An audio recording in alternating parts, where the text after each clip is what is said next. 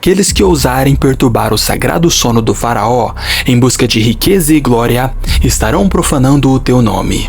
E surgirá no meio de vocês uma eterna maldição, que consumirá vidas e gerações inteiras. Doenças terríveis e misteriosas irão se apossar sobre seus corpos, e sua pele será transformada em algo pútrido, recheada de vermes, que levará a terrível dor e agonia.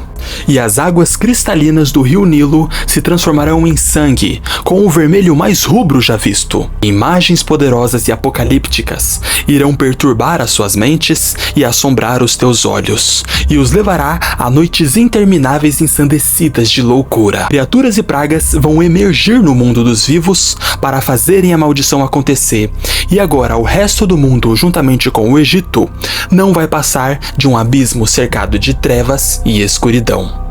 Essa é a famosa maldição da múmia, que está amplamente associado ao faraó Tutankhamon.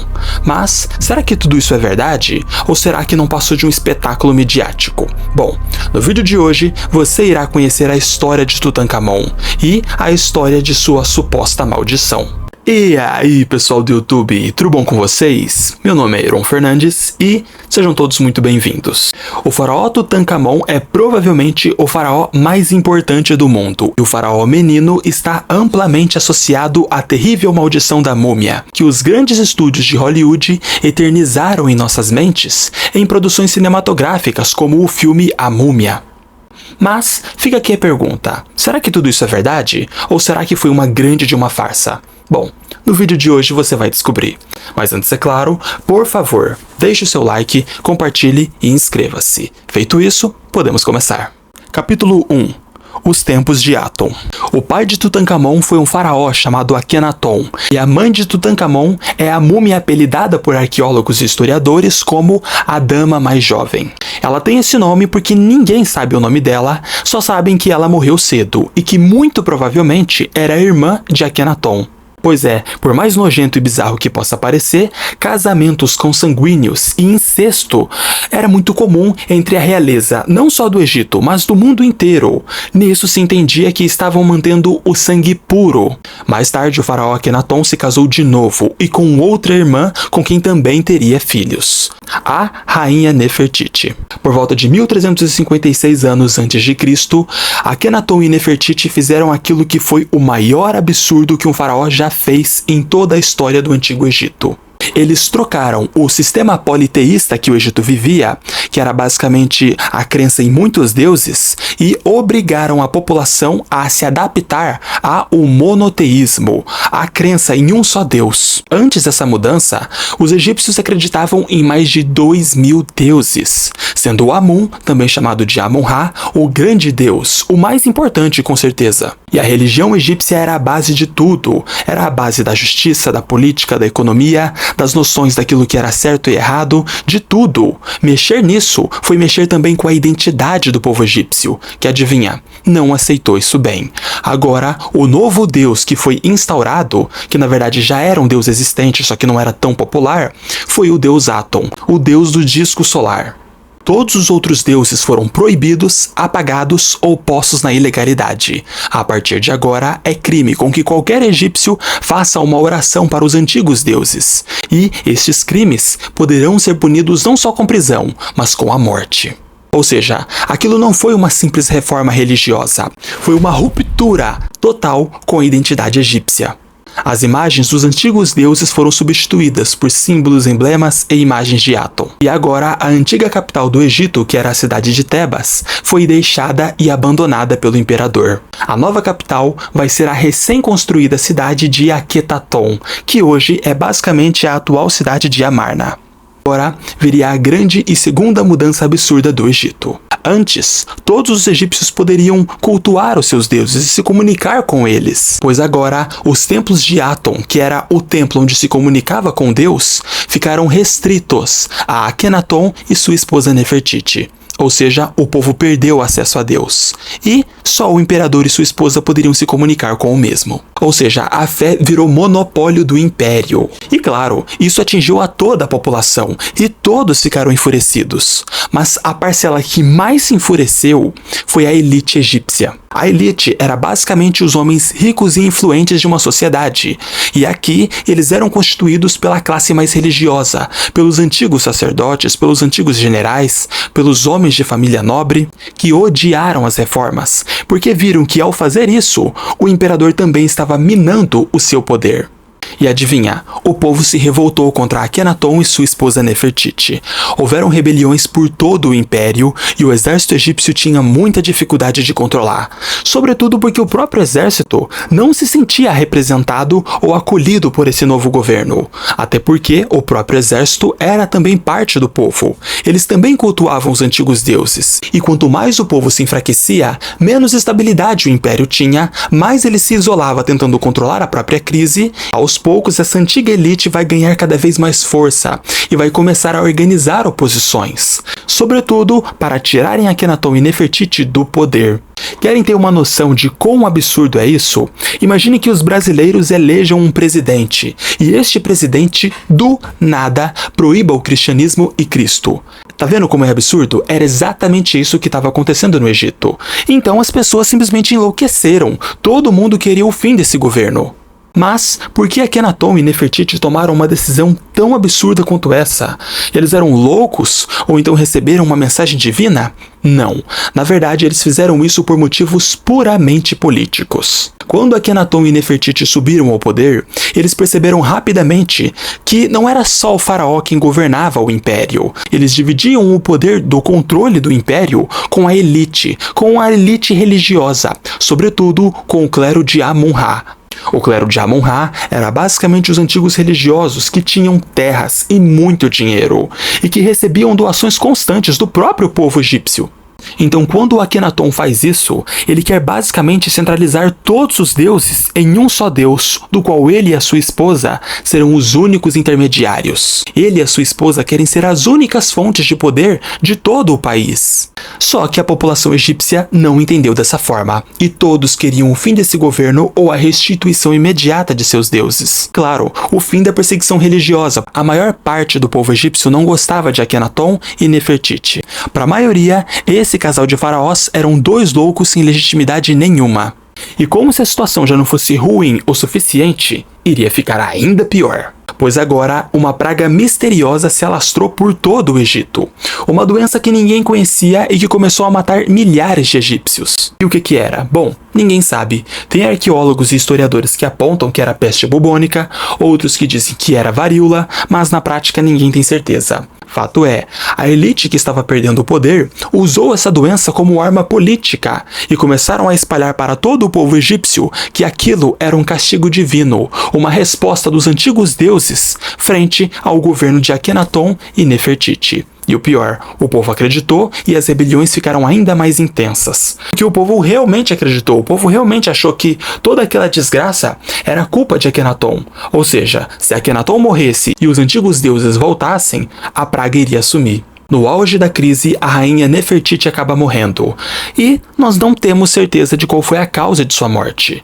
Há quem diga que foi a doença e outros que dizem que foi até assassinato. Algum tempo depois, o próprio Akenaton também iria morrer, e não sabemos também a causa de sua morte. A maioria aposta em assassinato, sobretudo porque, provavelmente ele foi o faraó mais odiado da história do Egito.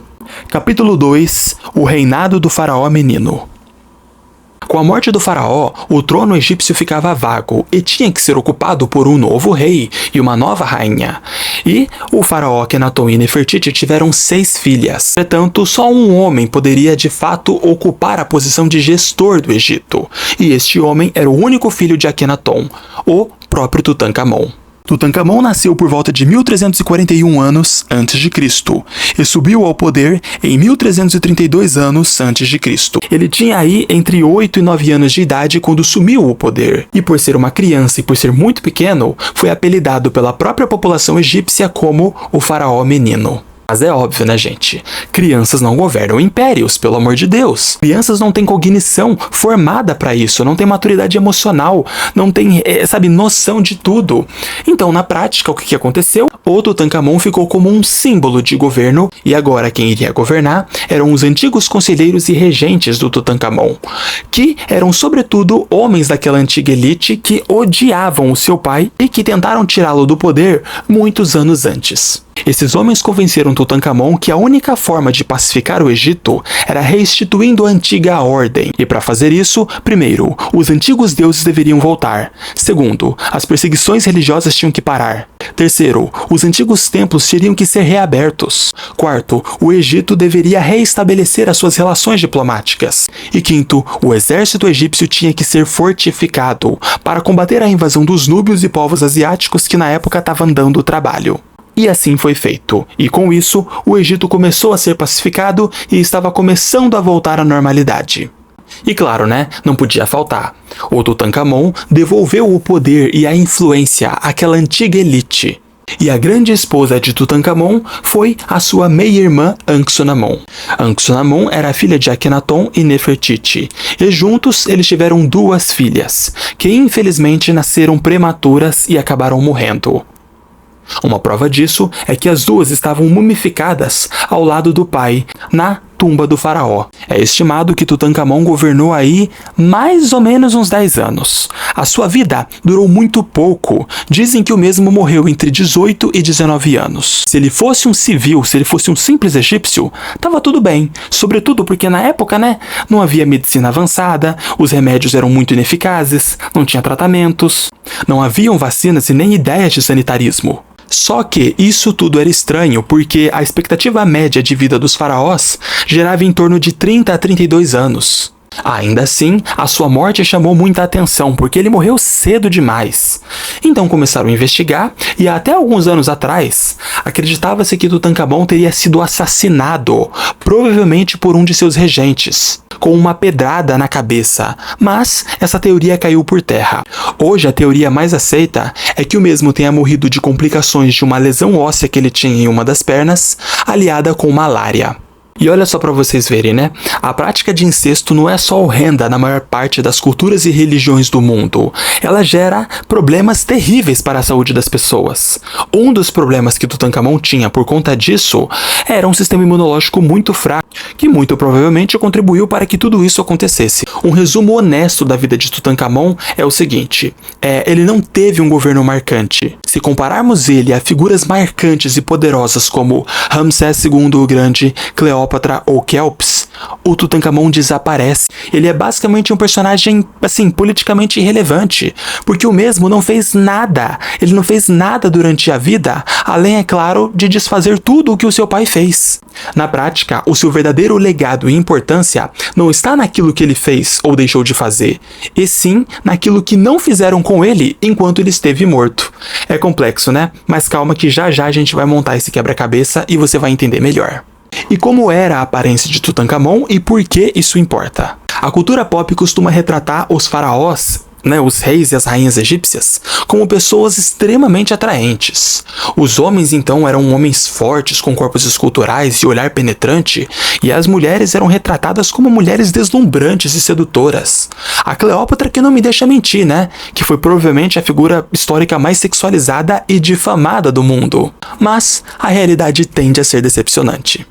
A consanguinidade que deu origem a Tutankhamon trouxe complicações terríveis para a sua saúde, tanto física quanto mental, e provavelmente a sua aparência. Reconstruções faciais foram feitas com base em análises genéticas e exames de tomografia.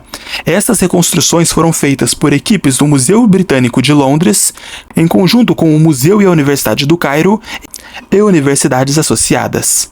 Juntos, eles revelaram que Tutankhamon era assim. Tinha crânio alongado, dentes projetados para frente, queixo retraído, uma perna mais curta que a outra, era manco, usava muleta, sofria de problemas sérios na coluna, provavelmente resultado de uma escoliose, tinha dedos e pés deformados e ainda tinha o quadril largo. Uma característica que já na época era associada a mulheres, ao sexo feminino. Ou seja, ele não era bonito naquele tempo e nem nos dias de hoje. Mas por que eu tô falando disso? É só pra debochar do cara? É só pra falar que ele era muito feio? Não. Isso revela algo muito mais profundo sobre quem foi o Tutankhamon. Antes, o que se tinha era apenas hipóteses, ideias que não eram comprovadas. Agora, teríamos certeza. Todas essas características que são consideradas falhas ou defeitos físicos são, na prática, fruto da relação consanguínea, fruto do incesto. E é por isso que ele tinha tantos problemas de saúde e tinha uma aparência tão curiosa, vamos dizer assim. Capítulo 3. Posso ver coisas maravilhosas. Agora vamos avançar no tempo cerca de 3.300 anos depois. Mais precisamente, estamos no ano de 1922. E este foi um ano muito importante para o mundo, porque o planeta estava se recuperando de dois grandes traumas. O primeiro deles era a Primeira Guerra Mundial e o segundo era a gripe espanhola, uma das maiores pandemias da história. E lá por volta de 1920, muitas colônias estavam começando a se transformar em países independentes. Em fevereiro de 1922, foi o caso do Egito, que se tornou independente do Império Britânico da Inglaterra. Naquela época, gente, a única forma de você ser um arqueólogo era se uma empresa te contratasse, o que não acontecia, ou se alguém muito rico te bancasse. Imagina só, quem é que tem condições financeiras de ir para o Egito e ficar lá escavando? E eu não estou fazendo juízo de valor, eu não estou dizendo que merece ser pago ou que não merece. Eu estou dizendo que é muito difícil ter uma profissão como essa, exatamente porque não gera dinheiro imediato.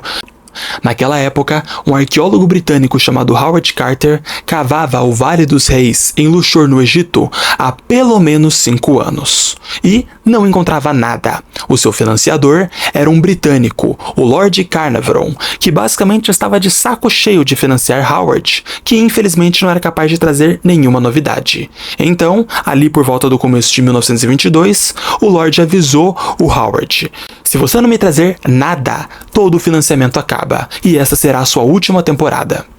Agora vamos para o dia 4 de novembro de 1922. Um menino chamado Hussein Abdel Rassul levava água para os trabalhadores. Gostava de brincar de arqueólogo, gostava de cavar coisas. Ele estava juntamente com Howard quando de repente o guri achou um degrau. Howard se interessou por aquilo na mesma hora, começou a cavar também e descobriram um total de 16 degraus. Esses degraus levavam a uma capela mortuária. E adivinha? Tinha o emblema dos faraós e o nome Tutankhamon. Extraoficialmente, a capela mortuária de Tutankhamon foi descoberta no dia 4 de novembro de 1922, às 10 horas da manhã. Entretanto, ela não poderia ser aberta. E por quê? Porque na época, o governo egípcio, que era recente, determinou que toda e qualquer descoberta egípcia, antes de ser aberta, precisava-se então comunicar ao governo egípcio. E aí, um agente do governo egípcio iria lá, uma espécie de arqueólogo-chefe, e este homem ficaria responsável por supervisionar tudo. Ou seja, nem Howard, nem nenhum outro arqueólogo poderiam simplesmente sair metendo a mão nas coisas. Só que o Howard simplesmente largou o foda-se e foi e fez. Dizem que o mesmo ficou ali a noite inteira com seus homens, estudando as coisas, e assim, já começaria errado, porque a relação de Carter com o governo egípcio seria ruim, e isso geraria muitos problemas. A tumba só seria aberta de fato, né, no dia 26 de novembro de 1922. E por que tanto tempo?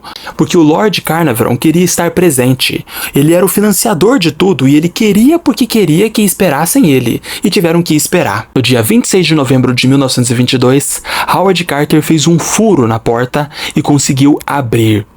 No escuro, Carnarvon perguntou: "Você consegue ver alguma coisa?" Howard Carter respondeu uma frase que entraria para a história: "Sim, posso ver coisas maravilhosas." Mesmo com pouca luz, era possível ver riquezas inestimáveis, tanto do ponto de vista monetário, isto é, econômico, quanto do valor histórico. Podia-se ver ouro maciço em todas as partes. Podia-se ver pedras preciosas raríssimas. Podia-se ver objetos ritualísticos. E claro, o sarcófago interno, que era feito de ouro maciço e pesava 225 quilos de puro ouro. Mas sabe o que realmente é incrível aqui?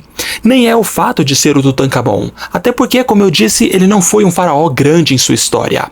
Se determinou que houveram apenas 2 invasões em todo esse tempo.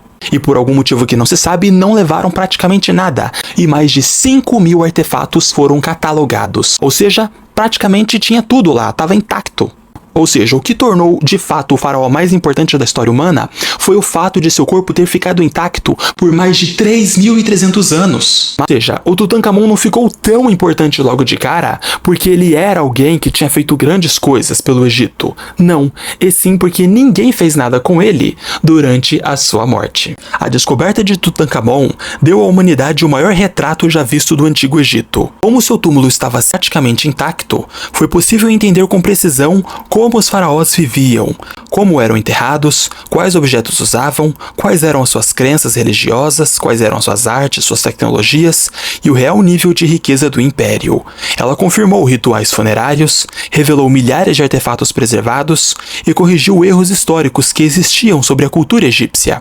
Foi literalmente como encontrar uma cápsula do tempo, que mostrou o Egito antigo como ele realmente era e não como a humanidade imaginava.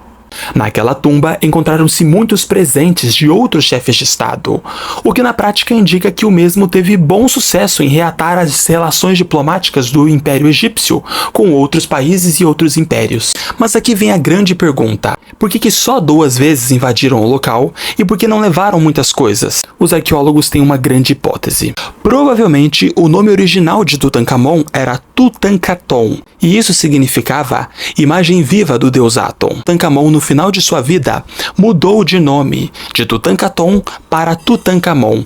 Dessa vez, significaria algo como imagem viva do deus Amon, como uma forma de romper com o culto de Aton e de destruir o legado de seu pai. Só que, durante toda a vida dele, ele ficou conhecido pelo antigo nome. Ou seja, durante séculos, saqueadores e ladrões passaram pela região e viram o nome de Tutankhamon ali e acharam que não era ninguém, no máximo um nobre menor, que não tinha muita riqueza. Sem falar que isso não era fácil de ser feito. Os ladrões do Egito tinham dificuldade para roubar. Sabe, havia polícia, tinha gente que podia ver, não era tão fácil. Então para que vão se arriscar por um túmulo de um suposto nobre que pode ou não ter coisas para roubar? Não, os caras iam onde já era garantido. A tumba de Tutankhamon foi apelidada de KV62. 4 arqueólogos participaram da abertura cuidadosa do local. E dentro dela haviam outros caixões de madeira, um dentro do outro, até chegarem no último caixão, o caixão interno onde estava o corpo de Tutankhamon. Este, por sua vez, era feito inteiramente de quartzo e era totalmente decorado com as artes egípcias. Aquilo era deslumbrante e enchia os olhos de qualquer um que visse. É aqui uma curiosidade bem legal. O mesmo tinha uma adaga extraterrestre. Pois é, calma que não tem nada a ver com aliens. Eu vou explicar. Encontraram uma adaga na capela mortuária dele e o ferro, que era o material da lâmina, é um ferro que simplesmente não existe no planeta. Era um ferro com altíssimas concentrações de níquel, que só é encontrado em meteoritos, ou seja, o cara tinha uma faca do espaço, vamos dizer assim. E onde é que está o Tutankhamon, essa adaga? Maioria esmagadora deles estão expostos no Grande Museu Egípcio, que fica na capital egípcia, na cidade do Cairo, maior museu arqueológico do mundo. Só para constar, tem mais de 100.000 objetos históricos neste museu, dos quais a maioria estão em exposição ou então estão sendo restaurados. Tudo isso de 7.000 anos de história egípcia. E, gente, haviam anos que ninguém fazia uma descoberta, sobretudo uma grande descoberta no Vale dos Reis. O Vale dos Reis era o cemitério dos faraós. O Carter, que era uma pessoa simples e desconhecida, do dia para a noite virou o maior arqueólogo do mundo. Capítulo 5. A Egiptomania. O mundo literalmente enlouqueceu e houve-se a chamada Egiptomania. O planeta inteiro ficou encantado com a máscara mortuária do faraó Tutankhamon, que, sejamos sinceros, era linda, dourada, azul, e ficaram encantados com tudo aquilo, sabe? Tudo aquilo era muito bonito, deslumbrante, a história de Tutankhamon chamava a atenção. Todas as pessoas que puderam foram até o Egito para verem com seus próprios olhos. De repente, o mundo inteiro só falava na descoberta do Tutankhamon. E as empresas capitalistas entraram na onda, começaram a produzir coisas na estética egípcia, basicamente para ganharem dinheiro, e deu muito certo. Ao todo, mais de 5.400 objetos foram encontrados na capela mortuária de Tutankhamon, dos quais tiveram que ser fotografados, limpos, restaurados e armazenados. A maioria está em exposição e o Carter teve inúmeros problemas com o governo egípcio, sobretudo porque ele e a equipe desrespeitavam as leis locais. E na prática, isso fez com que o governo egípcio sancionasse eles, vamos dizer assim, aplicasse represálias. Isso atrasou as escavações de Howard e o local virou um caos. E depois, por conta do turismo em massa, ficou um caos ainda pior, porque nem ele nem outros arqueólogos conseguiam trabalhar em paz, porque todo o local estava cercado por milhares de pessoas que vinham de todas as partes do mundo para verem o faraó. Era muito comum que a polícia egípcia estivesse lá. Inclusive, o próprio Tutankhamon teve que ser restaurado, porque muitas pessoas tocaram nele sem o devido cuidado. Imagine só o quão sensível e velho e frágil é um corpo de 3.300 anos. E que, para piorar, foi tratado como atração turística. Capítulo 6. A Maldição de Tutankhamon. Primeiro e mais importante, diferentemente do que muitos filmes, séries e novelas e produções cinematográficas dizem por aí, não havia nenhuma maldição no sarcófago ou na tumba, ou então na capela mortuária do próprio Tutankhamon. Não.